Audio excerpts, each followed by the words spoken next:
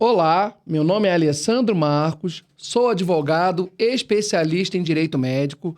Estou aqui no programa A Hora do Médico e é com muita honra, com muito prazer, muita satisfação que recebo em nosso programa o doutor Olímpio Peçanha, referência em cirurgia plástica no estado do Rio de Janeiro, no Brasil. Ele é referência e é professor da Universidade Federal Fluminense.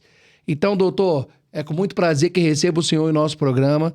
Gostaria que o senhor falasse um pouquinho, né, dos seus títulos, da sua experiência como médico. Por favor, nos apresente para esse público tão maravilhoso que está nos assistindo hoje. Bom, eu que agradeço o convite. Bom, eu iniciei na UF em 71, formei em 76, fiz residência e comecei como professor em 1978, com 27 anos. Depois mestrado em cirurgia torácica, doutorado em cirurgia plástica na Escola Paulista de Medicina e pós-doutorado na Unirio. Perfeito. Atualmente continuo dando aula e pretendo não parar tão cedo. Maravilha, doutor. E o que fez o senhor procurar essa carreira tão bonita que é a medicina? O que fez o senhor ter a procura por essa trajetória que é a profissão do médico? Bom, primeiro meu pai, né, que também foi professor, só que ele foi professor da Faculdade Fluminense de Medicina. Perfeito. Que depois virou UF, depois Certo. do incêndio do circo. Ela foi federalizada. E Perfeito. foi um exemplo que eu e meu irmão, inclusive, seguimos, né? Só que meu irmão foi para a clínica e eu fui para a cirurgia. Trabalhei desde o início da faculdade com o professor Ramil Sinder, que fui auxiliar dele, que era o professor titular. E depois, quando ele se aposentou, eu substituí na chefia do serviço da UF. E naquela época, doutor, o senhor já sabia a especialidade que você ia fazer ou a especialidade de cirurgia plástica veio depois, no decorrer da profissão? Eu li um livro de um cirurgião finlandês, mas naturalizado em inglês, que ele atuou na Primeira e Segunda Guerra Mundial. Perfeito. E ele fazia reconstruções de face, de mão, de explosão de granada, e numa época que, inclusive, o material que ele tinha em mãos era bastante precário, os fios de sutura, as agulhas e tal, e fazia maravilhas. E eu cheguei à conclusão que, primeiro, era uma coisa bastante humana, você reconstruir as pessoas, né?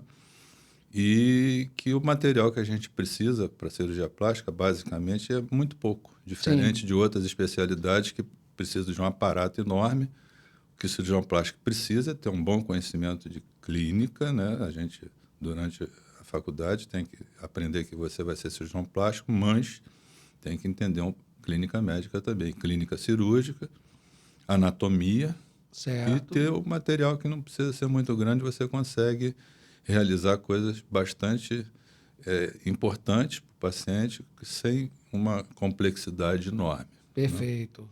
E, doutor, quanto tempo você precisa fazer para se formar um cirurgião plástico? A especialidade, a residência médica, demora quanto tempo? Bem, atualmente, a sociedade brasileira exige 3 anos de cirurgia geral. Perfeito. Pós-formatura, né, residência, e 3 anos de cirurgia plástica. Perfeito. E tem que fazer uma prova depois? E depois uma prova na sociedade para ter o título de especialista. Perfeito. E depois outra prova para ser titular da sociedade. Entendi. E o senhor é titular da sociedade de cirurgia plástica? Sou. Perfeito. E, doutor, hoje você trabalha como cirurgião plástico no Hospital HCN, né? O CHN. Quanto tempo que o senhor está lá? Desde a inauguração, acho que foi 1985, por aí. Sou da primeira turma de médicos que iniciaram com um hospital bastante pequeno ainda e hoje está um hospital enorme que é referência para o estado, né? Sim, com certeza. E lá o senhor é chefe de cirurgia plástica? Eu atendo as emergências desde a época que eu iniciei lá, são direcionadas. Perfeito. E lá você trabalha tanto como cirurgião na área de estética, como também na área reparadora? Tem os meus pacientes do consultório, que eu levo para operar lá, e os pacientes do hospital também. Perfeito. E atuo fazendo cirurgia plástica, conforme conversamos já, que é uma coisa que eu acho que foi meio que deturpada. Sim, Cirurgia plástica, para mim, é uma coisa única. certo. Quando o paciente te procura para fazer o que se chama de cirurgia estética, ele está querendo retornar a uma situação que ele tinha quando mais jovem, uma mama que era bonita, hoje está grande, está pitosada. Sim, Então, ele quer reposicionar aquela mama, quer que ela fique pequena, quer anatomicamente que ela fique bem, com correto. bom aspecto. Então, é uma reparação com todo o fim estético. Perfeito. Também. Quando você opera um lábio leporino, a família do paciente quer que o resultado seja igual ao do priminho, do irmãozinho, se tiver um irmãozinho. Não pode fazer uma cirurgia que fique retraído, Sim. que não dê um aspecto de normalidade. Então, é uma cirurgia reparadora que tem um fim de também ter o papel de estética. Isso Perfeito. reintegra a criança. A orelha de abano. Você pega uma criança com orelha de abano, ele é implicado com os colegas implicam, fazem brincadeiras e tal. A criança procura reparar, colocar a orelha na posição anatômica normal. Perfeito. Então, é uma reparação com fim estético. Então, eu sempre digo que eu não consigo, né, aceitar muito bem essa divisória entre cirurgia estética e cirurgia reparadora. Eu acho que as coisas se imbricam. Sim, É um fim único de ter um bom resultado, tanto de reparação quanto de estética, num conjunto. perfeito. Entendeu? Até mesmo a cirurgia eletiva, doutor, que o profissional é procurado, né, pelo paciente para exclusivamente melhorar a estética, a aparência, embelezamento, vamos dizer assim. Reparar. Nesse caso, ainda assim, para o senhor, Ele está reparando, é uma reparação? com certeza. Um abdômen avental não é o abdômen que essa moça tinha aos 18 anos. Perfeito. Ela ia para a praia, botava biquíni e ficava tudo bem. Hoje, se botar um biquíni com 50 e pouco, 60 anos e estiver gordinha, o biquíni some. Então, seria Então- correto, doutor, afirmar que a cirurgia plástica, ela, mesmo que o paciente tenha o viés do embelezamento, ela sempre vai ter um caráter funcional? Com certeza.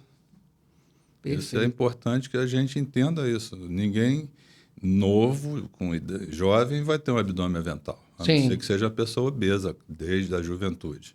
Né? Perfeito. Uma mama enorme, desde a juventude, a não ser que seja também uma pessoa obesa. Então, a pessoa procura, depois de ter casado, ter tido filho, o abdômen distende, a musculatura separa. Então, você faz a aplicatura dos músculos, junta os músculos Sim. do abdômen e tira o excesso. E Perfeito. dá um formato que a pessoa tinha anteriormente de ter idade, de ter gravidez. Porque na gravidez o abdômen distende, os músculos se separam. Sim. Então a gente corrige isso por dentro, né? Não é aparente, e depois faz a cirurgia com a incisão baixa. Perfeito, doutor. É muito comum o paciente procurar o cirurgião plástico com uma expectativa muito alta. Alta em qual sentido? No quesito da pessoa achar que pode ter um ideal de beleza, né? Então, existe de fato uma diferença, um limite técnico entre a expectativa e a realidade? Eu acho que a gente tem que sempre posicionar o doente, o paciente, para a realidade. Certo. O que pode ser feito e o que a gente fica limitado. Né? Perfeito. Então, às vezes o paciente procura fazer um nariz Certo. e quer um nariz, leva foto do nariz de uma pessoa de rosto magro, nariz fininho, arrebitado e tal. Aí o rosto dele é totalmente diferente daquilo que ele está te apresentando na foto. Certo. Então, você tem que mostrar para o paciente que, para a situação, pela genética, pela herança genética que ele tem, ele não tem aquele rostinho que ele está apresentando na foto. Perfeito. E que, se você fizer aquele nariz, você vai ficar... Um exemplo bastante assim gritante que todo mundo conhece é o Michael Jackson. Sim. Né? Ele não tem o rostinho fino, não tinha, né? E ficou aquele nariz pequeno, totalmente fora do contexto do rosto dele. Perfeito. Então, em vez de ser uma cirurgia boa, é uma cirurgia que acaba deformando. Sim. Então, o médico tem que ter o bom senso de encaminhar o paciente para a cirurgia que vai se adequar a ele. Perfeito, doutor. Uma prótese de silicone que a pessoa chega pedindo uma prótese imensa, uma pessoa pequena, magra, você fala, olha, isso aí vai ficar destoante, não vale a pena você fazer isso. E, inclusive, eu não vou fazer. É incompatível com o perfil do paciente. Com certeza. Eu faço aquilo que eu acho que é adequado. Né? E, doutor, hoje muito se fala que a cirurgia plástica ela é dividida em atividade meio e atividade fim. Por quê? Porque, na verdade, se a cirurgia plástica tem um viés reparador, o conceito, pelo menos assim, o judiciário, o poder judiciário entende que o conceito é de uma atividade meio. E quando a cirurgia é puramente embelezadora, de caráter estético, o conceito e o entendimento do judiciário é que é uma atividade fim, uma atividade garantidora de resultado. Você concorda com essa afirmativa? Não, não concordo. Acho que é totalmente absurda. É aquilo que eu falei. As coisas andam juntas. Perfeito. Então, você, tanto numa estética como numa reparadora, você pode obter um bom resultado que não depende só do médico que opera, depende do paciente, como ele se conduz no pós-operatório. E essas coisas de resultados não esperados podem acontecer em ambas. Certo. E todas as duas é o que eu sempre digo. Acho que tem um fim de retornar a uma coisa que o paciente perdeu com o tempo. Sim. Então, um facelift. Perfeito. A pessoa procura para fazer essa cirurgia porque se olha no espelho e não se reconhece às vezes. Sim. E vai buscar o que é uma cirurgia estética, mas que está reparando. Sim. Que está fazendo com que ela se olhe no espelho e não se sinta bem. Perfeito. E a hora que você reposiciona a musculatura, tira o excesso de pele, dá um caráter da idade que ela tinha há alguns anos, também você não vai botar uma pessoa de 60, 70 anos com aspecto de 20. Correto. Mas você melhorando isso, é um ganho fantástico para o paciente. Ou seja, é uma reparação que teve um fim estético também, ou uma cirurgia estética que tem um fim de reparação. Então, separar isso, eu acho que não Se comunicam, é muito bom. Claro, se comunicam, sempre vão se comunicar. Perfeito.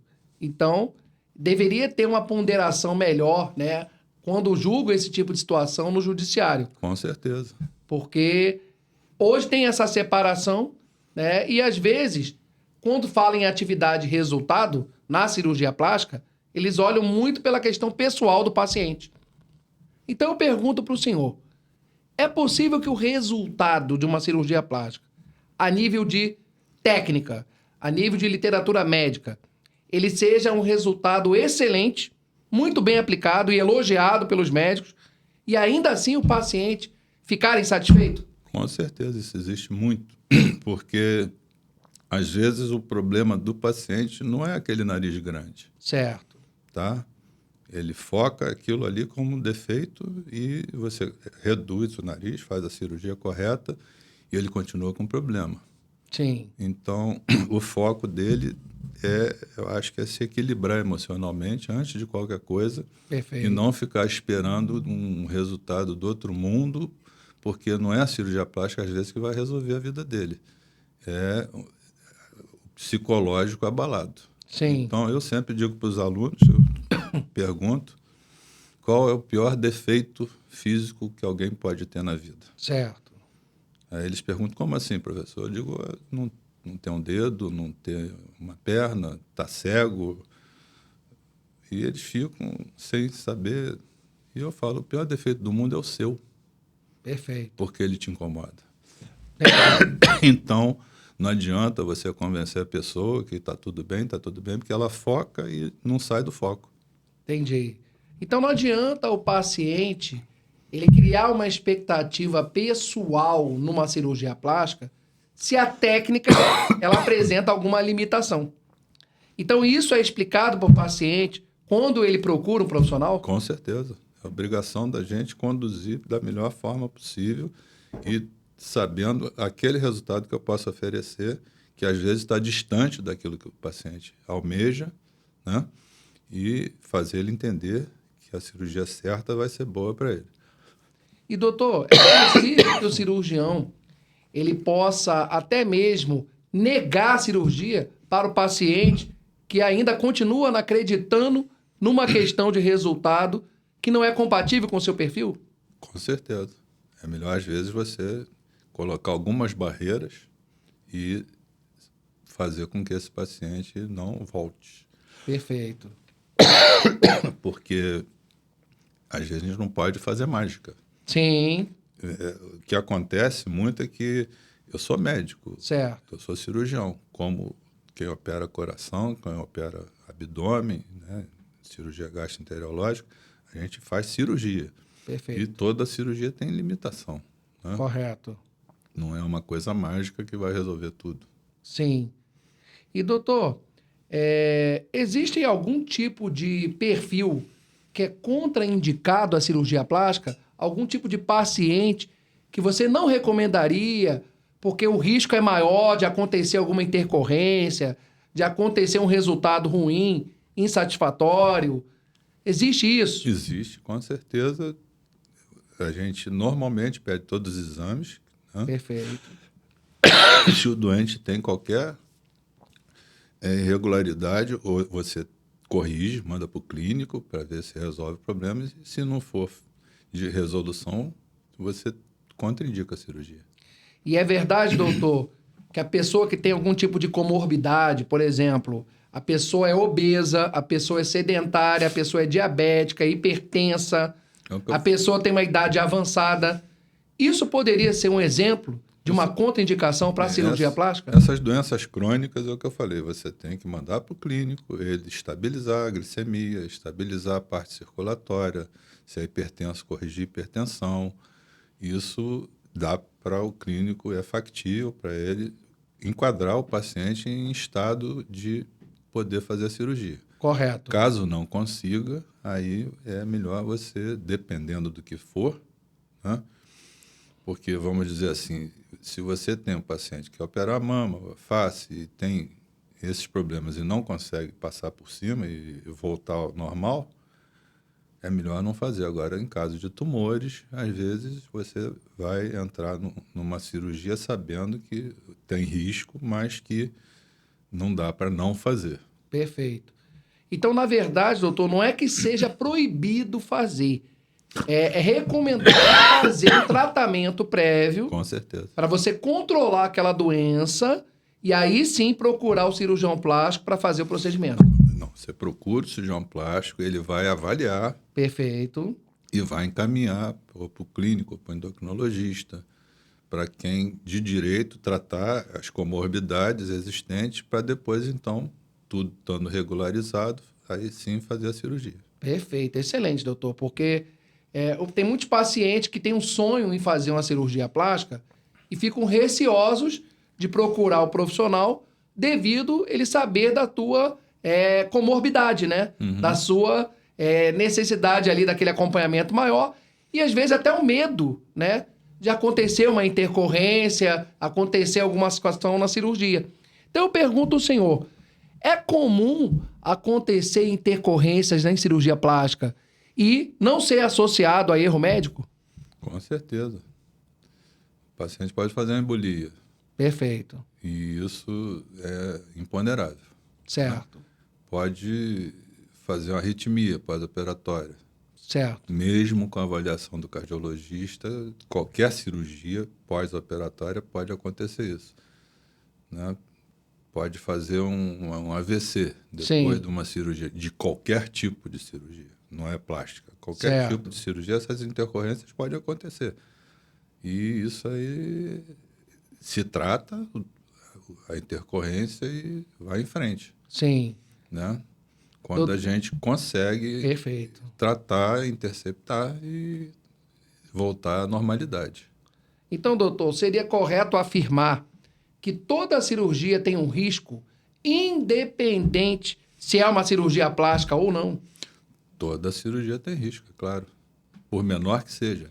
Perfeito. Você pode fazer uma reação anafilática anestésico, xilocaína, por exemplo. Perfeito. Eu, quando era acadêmico, no pronto-socorro, os professores orientavam o seguinte: se nunca tomou anestesia local, faz que não tem problema. Sim. Depois que você toma anestesia local a primeira vez, você pode fazer anticorpos. Perfeito. Então, a segunda anestesia, daqui a um ano, 2, sei lá, pode haver reação ao anestésico. Perfeito. E isso é imponderável. Então, a gente sempre tem que estar preparado e, para isso, você faz pronto-socorro quando é residente, quando é estudante, para socorrer e reverter qualquer dessas intercorrências. Doutor, e o que é possível fazer a nível médico, né, para tentar diminuir esses índices de intercorrência numa cirurgia? No pré-operatório é indicado algum tipo de tratamento, algum tipo de exame? O que o cirurgião plástico pode orientar o seu paciente? Exames para qualquer cirurgia padrão. Perfeito. Tá? Exame de sangue, exame de urina, raio-x, de tórax, cardiologista, Sim. né? Para ver o risco cirúrgico. Os exames são todos feitos e o último a ver o paciente é o cardiologista, que vai ver os exames Correto. e vai dar o risco cirúrgico, certo? Certo. E vai indicar, às vezes, até para o anestesista, o que o doente toma, o que não pode de medicação, que está contraindicado. Às vezes o paciente tem alergia a medicamento, isso tem que ser especificado para na hora da cirurgia, lá durante a cirurgia, você não aplicar uma droga que o paciente sabidamente tem alergia. Sim. Isso pode dar uma complicação durante a cirurgia, qualquer cirurgia, não Correto. é só cirurgia plástica. E doutor, esse tipo de paciente que possivelmente tem um risco maior de uma intercorrência, como que você pode avisar esse paciente desse risco? Existe algum documento? Existe alguma forma desse paciente estar ciente desse risco? Hoje a gente existe o que a gente chama de consentimento informado, Perfeito. Que é um documento onde é tudo explicado para o paciente, as intercorrências possíveis, e dando ciência a ele assina, o cirurgião também assina, o anestesista também assina. Perfeito. E se faz a cirurgia. Aquilo que eu falei, não tem como você não fazer uma cirurgia se o que eu vou fazer com a cirurgia é salvar a vida desse paciente. Sim. Né? Então, um câncer de pele já invadindo, eu tenho que fazer a cirurgia. Sim. É uma cirurgia, às vezes, grande, às vezes é uma cirurgia complicada. Agora, se não for feita a cirurgia, vai ser pior. Entendi. Então, você entra com o risco, né? Mas é impossível não ser feito. É um tumor no estômago. Você não pode... Não vou operar. Opera, Sim. sabendo, tomando todos os cuidados prévios, né? E se faz a cirurgia. Perfeito. E, doutor, você falou que uma dos exames pré-operatórios, né, depende do cardiologista, que é o risco cirúrgico.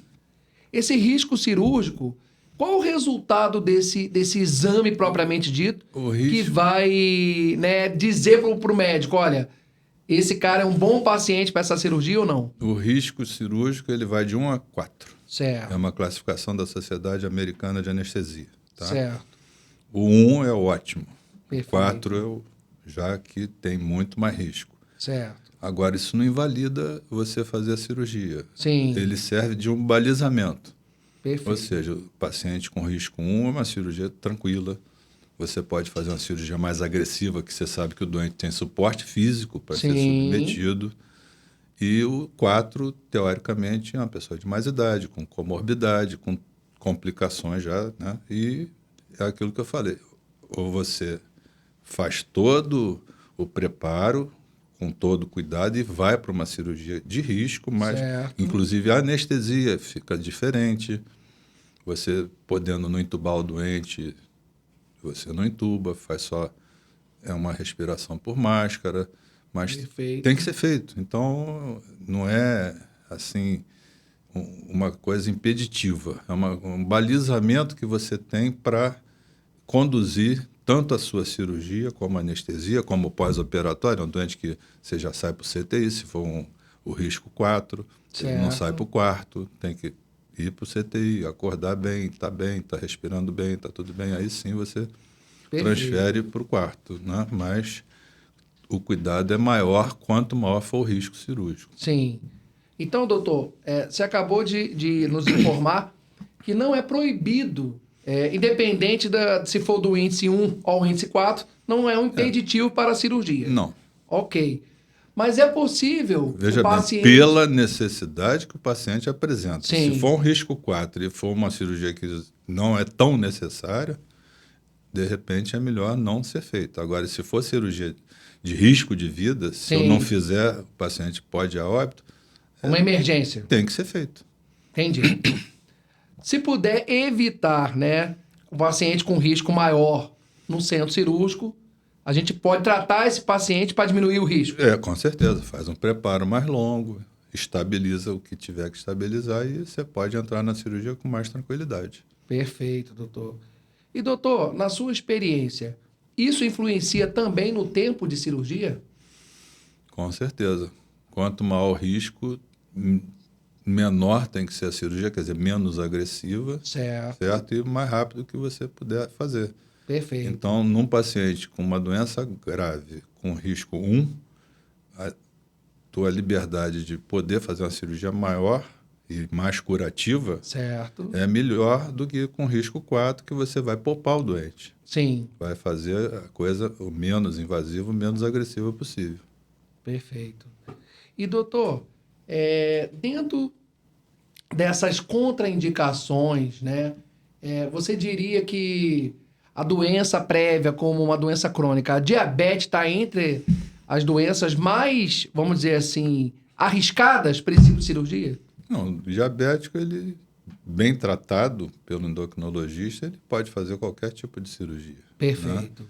A diabetes, hoje, você tem várias drogas novas, né, que botam o paciente com uma vida normal. Hoje em dia é normal você encontrar pessoas diabéticas com 90 anos de idade. Perfeito. Que antigamente você não tinha, né? Então, dieta, quer dizer, o conhecimento da parte de nutrologia, certo. E mais o tratamento dos remédios novos, você consegue uma vida normal. Perfeito. Para o diabético. Agora, o diabético que é não muito assim obediente ao médico, esse com certeza tem complicações. Sim. E, doutor, na sua experiência, o paciente que tem esse risco acentuado de uma intercorrência, o que pode acontecer na prática de intercorrência? Quais são as intercorrências mais comuns, né, assim, que mais acontece no dia a dia do cirurgião plástico? Olha, graças a Deus, eu nunca tive uma intercorrência assim grave. O máximo que a gente pode ter é uma arritmia, certo. que isso faz parte, mas é corrigido. Sim. Assim, intercorrência grave em cirurgia plástica, a não ser, como a gente vê aí, às vezes anunciado aí na imprensa, uma lipoaspiração excessiva. Sim. Entendeu? Quer dizer, a má cirurgia vai te levar a uma intercorrência. Perfeito. O exagero. Sim. Né? Hoje a gente tem como base não fazer mais de 2 cirurgias plásticas. Sim. Que tem doente que chega, eu quero fazer face, nariz, mama, abdômen, lipo e tal, não sei o que. Isso aí é mortífero. Perfeito. E o cirurgião tem que falar, não, isso aí eu não faço. Entendi. Isso vai dar errado, com certeza. Então, você aumenta a chance de problema à medida que você faz a cirurgia muito alargada, achando que vai dar certo. Não dá certo. Entendi. Então, isso é perigosíssimo. E, doutor, as intercorrências podem acontecer até mesmo no pós-operatório? Ou é somente no momento da cirurgia? Não, pode acontecer no pós. Aí você parte mais para embolia, às vezes, né? Perfeito. Tanto é que a gente hoje usa uma bomba pneumática nos membros inferiores durante toda a cirurgia. O doente Correto. vai para o quarto, ele faz compressão na panturrilha para evitar trombo e depois que sai do hospital, sai com meia elástica para prevenir. É a complicação maior porque o tempo de cirurgia, mais o repouso no leito, pode ocasionar trombose. Perfeito. É a maior complicação. E, doutor, o pós-operatório, obviamente, ele difere de acordo com o tipo de cirurgia que será feito. Por exemplo, se é uma lipoaspiração, se é uma cirurgia de mama, uma cirurgia de abdômen. O que você recomendaria para um paciente, por exemplo, que vai fazer uma cirurgia de mama? Qual seria a sua recomendação do pós-operatório para esse paciente? Um repouso relativo. Tá? O paciente sai do hospital andando. Então, perfeito. Não tem limitação de deambular. Certo. Tá? E não fazer excessos com os membros superiores, porque a cicatriz fica na altura em que, quando você levanta o braço, estica muito, a cicatriz é tracionada e isso pode ocasionar uma cicatriz alargada. Certo. Tá? Mas também é imponderável. Tem doente que não te obedece e fica com a cicatriz muito boa. Tem Sim. doente que te obedece na regra total e faz um queloide, por exemplo. Então, Perfeito. a cicatriz ela é diretamente ligada ao paciente. A gente faz a cirurgia, a gente não cicatriza pelo paciente. Sim. Então, o que é o correto é avisar o paciente que pode ter uma cicatriz não tão estética, né, tão de efeito agradável, fica uma cicatriz imperceptível. Sim. E que, não ficando essa cicatriz que a gente deseja, a gente tem como ajudar o paciente. Correto. Você não pode prometer que não vai ficar cicatriz. Sim. Né? Eu sempre brinco que quem operava sem cicatriz era o João de Deus. Sim. Que deu errado para ele. Né? Então, é uma coisa que essa promessa não pode ser feita nunca. Entendi. Entendeu? Vai resultar uma cicatriz que pode ser tratada ou não precisa nem de nada, porque o doente cicatriza muito bem. Entendi. Então, isso é a parte do paciente. A gente faz a mesma técnica para todo mundo, usa os mesmos fios, as mesmas agulhas. Quer dizer, todo o material que se usa num se usa no outro, e o resultado da cicatrização pode ser diferente de uma pessoa para outra. Entendi. E isso depende muito também do perfil do paciente, né, doutor? A cicatrização dele, se ele seguir rigorosamente o pós-operatório, a orientação médica, isso eu pode... falei, mesmo seguindo, às vezes não. Às vezes você tem uma pessoa que faz o repouso, faz tudo e faz um queloide. Entendi. Às vezes você tem uma pessoa que não obedece e fica uma cicatriz muito boa. Então, o que eu estou falando, a cicatriz é um processo intrínseco de Certo. cada um. Não Perfeito. existe como você conduzir uma cicatriz, a não ser depois, no pós-operatório, se a cicatriz começar a ficar mais grossa, mais alta, você pode fazer radioterapia, você pode fazer cortisona, pode fazer vários tratamentos para diminuir aquela cicatriz indesejável. Perfeito. E dentro desse cenário, doutor, é correto afirmar que existe a diferença entre uma cicatriz inestética e uma cicatriz hipertrófica? Bom, cicatriz inestética, normalmente, a gente, quando começa, a gente estuda as linhas de força da pele. Certo. Então, você coloca sempre a cicatriz a favor dessa linha de força, que é uma cicatriz que não trabalha muito, não é tracionada para um lado, para o outro, para cima, para baixo. É uma cicatriz que tem um repouso e isso ajuda a não ficar uma cicatriz inestética. Certo. Tá? Se você fizer contra a linha de força, com certeza você pode ter uma cicatriz alargada, ter uma cicatriz não tão desejável. E cicatriz hipertrófica é um dos meios que o corpo da pessoa cicatriza, como o queloide. Sim. Então, existe cicatriz hipertrófica, existe o queloide. Cicatriz hipertrófica, normalmente, ela é baixa, ela não é alta, mas ela é bem vascularizada, então ela fica muito vermelha, né, e coçando, e o doente se queixando. Sim. E o queloide cresce como se fosse um tumor. Ele fica alto e Perfeito. bem grande. Então, às vezes, tem que se tratar, ressecar o queloide, a cicatriz hipertrófica você trata também. Isso é muito importante, né? Eu sempre digo para o doente, se ficar tudo bem, você nunca mais volta aqui. Certo. Se tiver qualquer resultado que não te satisfaça em relação à cicatriz, volta que a gente vai ajudar a resolver o problema para ficar aquilo que o paciente espera. Perfeito, doutor. A cicatriz tem tratamento. Isso que eu ia perguntar. Então, é possível tratar a cicatriz? Você pode tratar de N maneiras, inclusive fitas de silicone que existem hoje, que ajudam a cicatriz a ficar mais calma, mais baixa, mais amolecida, não fica aquela cicatriz dura, não faz queloide. Né? Você trata com tem muitos meios hoje de tratar a cicatriz. E, doutor? O meio ruim é você levar o doente para a cirurgia dizendo que não vai ter marca. Sim, que não vai ter cicatriz. Eu sempre digo, qual é a primeira cicatriz da sua vida? Perfeito. Aí o doente fala, como? Eu digo, qual é a primeira cicatriz da sua vida? E o doente fica, eu digo, o seu umbigo. Sim. Ele está aí desde o dia que você nasceu. É verdade. É uma cicatriz. Então, a cicatriz não Incrível. some. Sim. Ela fica indelével, às vezes, fica uma marca bem tranquila. Ou, às vezes, é o que eu falei, dependendo do jeito que você cicatriza, pode ficar uma cicatriz hipertrófica, pode ficar um queloide.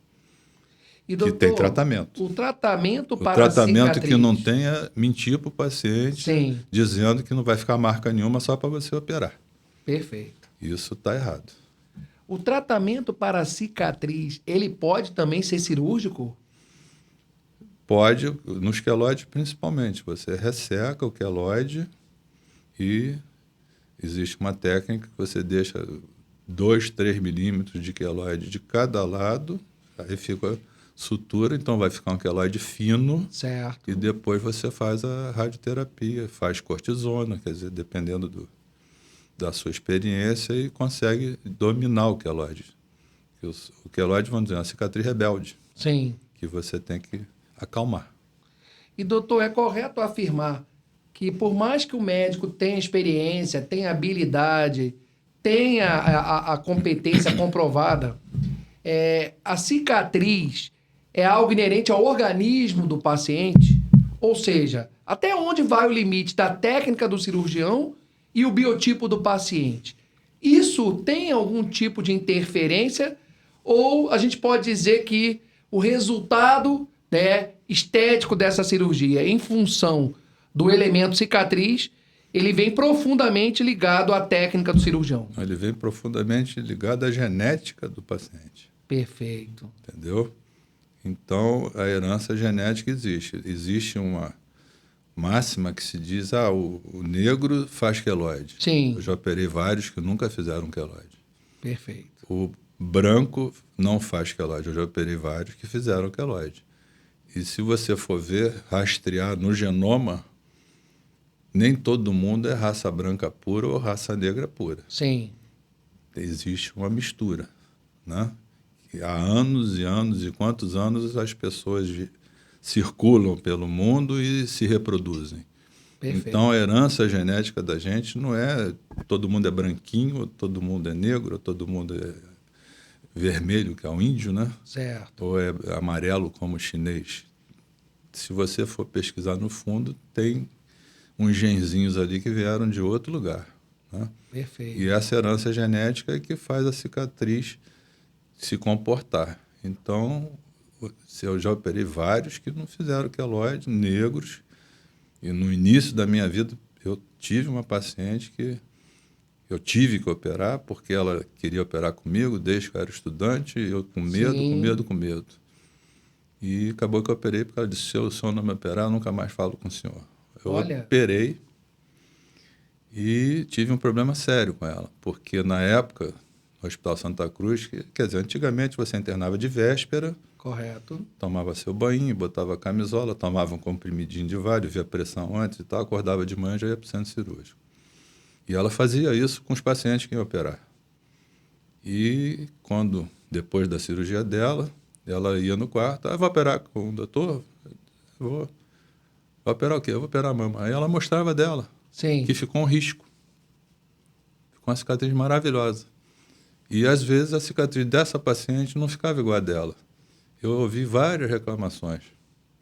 Até que eu proibi que ela mostrasse a cicatriz dela. Eu digo, não faz isso. Sim. Que ninguém vai acreditar. Falava, não foi o senhor que fez. Só deixou os outros suturarem, porque a da moça lá, que é negra, Sim. ficou ótima. E não é assim, é dependência do doente. Entendi. Né?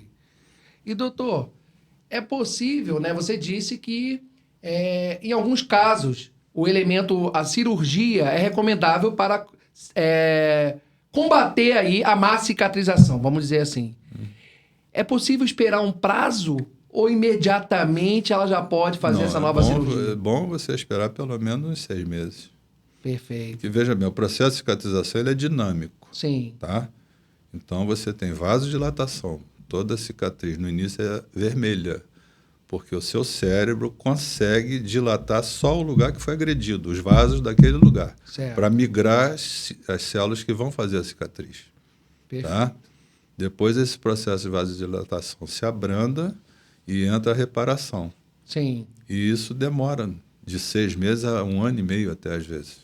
Correto. Então, para a cicatriz esfriar, o processo você tem que esperar.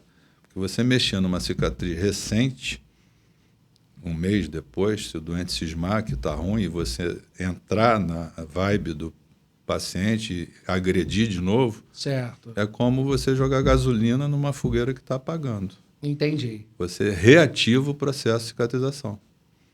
Ou Isso- seja, não é proibido, mas é recomendável. Não, é recomendável esperar. Perfeito. Fazer massagem, drenagem e tal, e vamos ver como aquilo vai se acomodar e o que eu vou precisar de fazer. Às vezes, eu agindo intempestivamente, em cima, logo, fazendo uma segunda cirurgia, eu pioro. Sim. E, às vezes, eu dando um tempo, a cicatriz melhora e a gente vai fazer menos agressão. Correto. E, doutor, é possível que haja uma reabordagem e essa reabordagem necessita um retoque.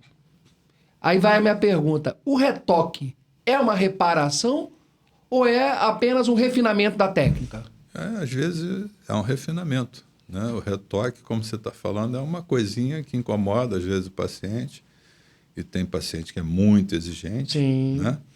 E aí você tem que fazer o retoque. Certo. Eu, quando era estudante, o professor Ramil operou uma paciente que ela teve que fazer a retirada do globo ocular e ela ficou com a cavidade pequena para receber a prótese. Correto. Então, ele aumentou a cavidade, colocou um enxerto para forrar e esse enxerto eu que fiz o curativo para tirar, a gente bota um monte de bolinha de algodão para o enxerto aderir na cavidade. Certo. Eu acabei de tirar aquilo tudo e tal. Ela botou a prótese. Ela tinha, na época, catarata Certo. do olho que ela tinha ainda restante. Então, se usava aqueles óculos muito grossos para Sim. corrigir a visão. E do lado que não tinha, que foi retirado o globo ocular, imitava a lente do lado de cá. Ela conseguiu olhar no espelho, virou para mim e disse: doutor, isso aqui ainda está diferente. Eu digo: como? A senhora consegue ver? E era recente, né? Então, o grau de exigência, às vezes, das pessoas é muito grande. E a expectativa no resultado muito rápido. Às vezes, Sim. tem que se esperar o processo se fazer, se acalmar a cicatriz para a gente avaliar e intervir de novo ou não. Então, isso é uma decisão de cunho médica, né?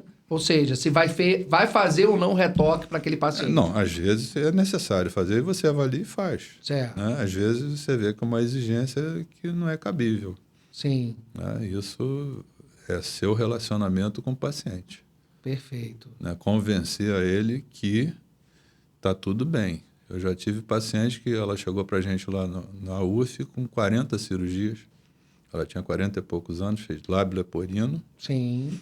E ela chegou para fazer lá um negócio, uma coisa pequena, eu achei, disse, bom, e eu não pude fazer, porque eu tive uma reunião na reitoria, outro professor fez, Correto. e ela cismou que não estava bom e que eu não tinha feito a cirurgia. Eu disse: olha, eu tive que ir para uma reunião, mas o outro professor é gabaritado para fazer isso. Não, Sim. mas não, mas não, mas não. Aí, digo, tudo bem, reoperamos, ficou bem. E ela continuou achando que estava ruim.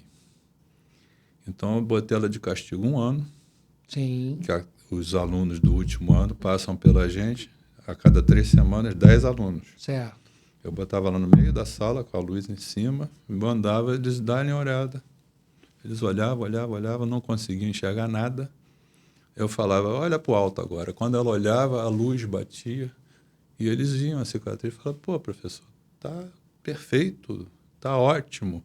Eu fiz isso 1 ano seguido. Depois de 1 ano, eu sentei com ela e disse: olha, você passou a cada 3 semanas com um grupo de 10 quase médicos, estão Sim. formando. E ninguém achou quase nada para você. Então, eu vou te dar um conselho. Fica calma, fica com o teu resultado e tenha medo de quem te oferecer, te cobrando pouco, um resultado excepcional. Porque o excelente, às vezes, é inimigo do bom. Sim. Então, a gente tem que saber frear. Perfeito. Saber mostrar para o paciente que não é bem aquilo. Às vezes é o que eu falei, o foco da pessoa não sai daquilo ali. Então, é mais psicológico do que realmente físico. Entendi. E doutor, e se o paciente que te procura, ele deseja fazer várias cirurgias num momento só? Por exemplo, ele quer fazer lipoaspiração, ele quer fazer abdômen, ele quer fazer a mama. Isso é indicado? Não, eu mando procurar outro. Não tem como. É muita agressão, Certo. certo? Então, a gente tem que saber o limite, né? Sim. Porque na ânsia de fazer muita coisa, você pode prejudicar o paciente. O que a Sociedade Brasileira de Cirurgia Plástica fala sobre esse assunto? Hoje é o que eu falei, eles estipularam que no máximo indicado 2 cirurgias e em paciente bem rígido, Perfeito. com saúde perfeita, com tudo direitinho. Normalmente, doutor, quanto tempo demora uma cirurgia plástica sendo bem sucedida, sem nenhum tipo de intercorrência, paciente com bom perfil? Uma mama, 3 horas. Um abdômen, 3 horas, mais ou menos. A face demora um pouquinho mais, 4 horas, 3 horas e meia. Certo. Pálpebra você faz em 2 horas, quando é só a pálpebra. E é correto afirmar que o paciente tem alta no mesmo dia? Olha, eu não gosto muito disso. Eu acho Certo. que o ideal é a pessoa ficar no hospital, pelo menos estar num lugar tranquilo, numa cama que você pode, se operou a face, por exemplo, você levanta a cabeceira, isso evita sangramento, Certo. certo? Tem a medicação feita venosa, porque pegou a veia no centro cirúrgico, então, em caso de dor, não precisa de engolir comprimido nem nada, você faz direto na veia e dorme tranquilo, sem gato, cachorro, criança berrando em volta na sua casa. Sim. Então, 24 horas de internação é tranquilo. Opera de manhã, na manhã seguinte vai embora para casa. Mas isso não quer dizer, doutor, necessariamente que o fato de ele estar liberado do hospital, que ele está liberado dos cuidados médicos. Não, né? com certeza. A gente faz as recomendações de repouso ainda e tal, mas é o que eu estou falando. Esse período inicial é muito importante, porque você evita hemorragia. Sim. Você vai para casa, num carro, cai freio aqui, não sei o quê, até chegar em casa. Carro nenhum é igual a um avião que não está em turbulência. Certo. Ele vai, né, o avião, o voo bom é tranquilo. Perfeito. Mas nas nossas ruas aqui não tem voo tranquilo, não. Então bate em buraco, tal, levanta, senta. Ali não, o doente sai do centro cirúrgico, na maca, Certo. vai para o leito e fica lá quietinho. Evita essa complicação maior que pode ser hematoma. Perfeito. Que é a falta de repouso pós-cirúrgico.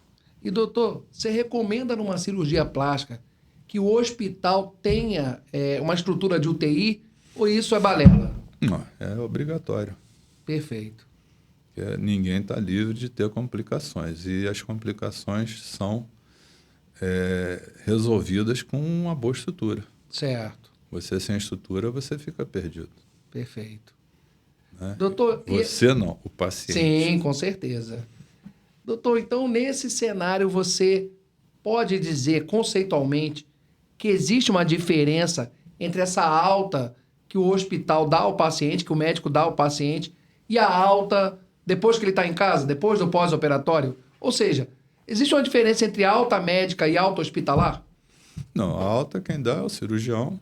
E Certo. ele vai programar essa alta de acordo com a cirurgia que ele fez, de acordo com o risco que ele acha que o paciente tem de ter alta precoce ou não. Perfeito. Então, essa alta é prerrogativa do médico. O hospital não dá alta em ninguém. Certo. Né? O hospital não pode, então, intervir nessa autonomia do médico? Não, de jeito nenhum. Perfeito. Eu operei, a obrigação é minha. Perfeito. É igual o capitão do navio. Tem que sair e atracar com segurança. Sim. E, doutor, o que é mais explorado hoje na cirurgia plástica? Qual o paciente que mais procura o senhor? Ele procura o senhor pela cirurgia de mama, pela cirurgia de lipoaspiração, pela cirurgia de abdômen? Qual seria hoje o perfil do paciente que mais procura o senhor? Normalmente agora, lipoaspiração tem a procura bem grande, né? E cirurgia de mama, face, a cirurgia em geral, aquilo que eu falei, de recuperar a imagem, né? Se a pessoa se vê no espelho e se vê bem, ela é muito procurada, né? Perfeito. E hoje até os homens, né, estão procurando. Sim. Também. E, doutor, é possível afirmar que a cirurgia plástica tem divisões? Por exemplo, cirurgia plástica reparadora, cirurgia plástica estética, queimadura. Tem algumas divisões ou isso aí é folclore? Não é questão de folclore. Eu acho que é questão de posicionamento de pessoas que não entendem aquilo que eu falei. Certo. Você pega uma pessoa queimada, né? Eu tenho uma paciente que é de Cabo Frio. Ela chegou com 22 cirurgias já feitas e com resultado que ela não gostou. Certo. E já fizemos, acho que 3 e agora está tudo bem. Então, veja bem, ela estava deformada, Sim. mas estava viva, estava se alimentando, estava respirando, mas a imagem não condizia com o que ela foi antes da queimadura. Perfeito. Então, o que ela quer? Reparar as sequelas da queimadura e que fique esteticamente bem. Sim. Não tão notável como era. Correto. Boca desviada, pescoço encurtado, entendeu? Então, você vai devolver a forma que ela perdeu pelo acidente. Sim. E isso é importante, é o que eu sempre digo. Eu não, na minha concepção, eu não separo uma coisa da outra. Correto. Eu acho que a cirurgia plástica é única. E o fundamento é você devolver o indivíduo para o convívio social o mais normal possível, que ele não chegue num lugar e fique chamando a atenção Sim. porque está tudo errado, está cicatriz feia, está boca torta. A gente tenta fazer o máximo para que ele fique com um aspecto mais normal para o convívio social, que, infelizmente, as pessoas que têm deformidade são notadas e isso é uma agressão. Sim. Né? A pessoa se sente agredida, Perfeito. porque ela não está igual aos pares dela. Tem diferenças causadas pelos acidentes ou até pela velhice mesmo. Sim. Tem gente que você não encontra há 20 anos. Quando você encontra, você não conhece. A pessoa Sim. tem que se identificar. Sou eu.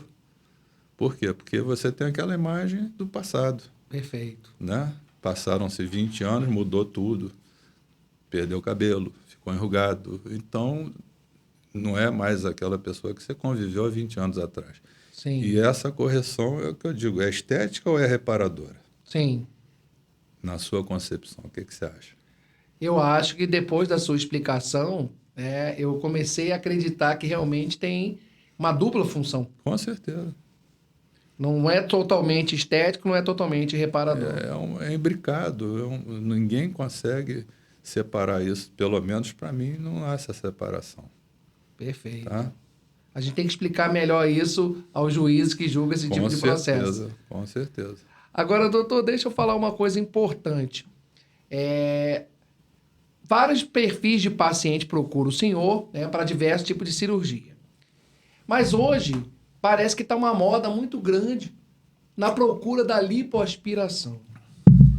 E aí, esse paciente que procura a lipoaspiração, ele está procurando a lipoaspiração para querer emagrecer? Não, Isso é correto afirmar? Não, a cirurgia não é para emagrecer. Perfeito. Tá?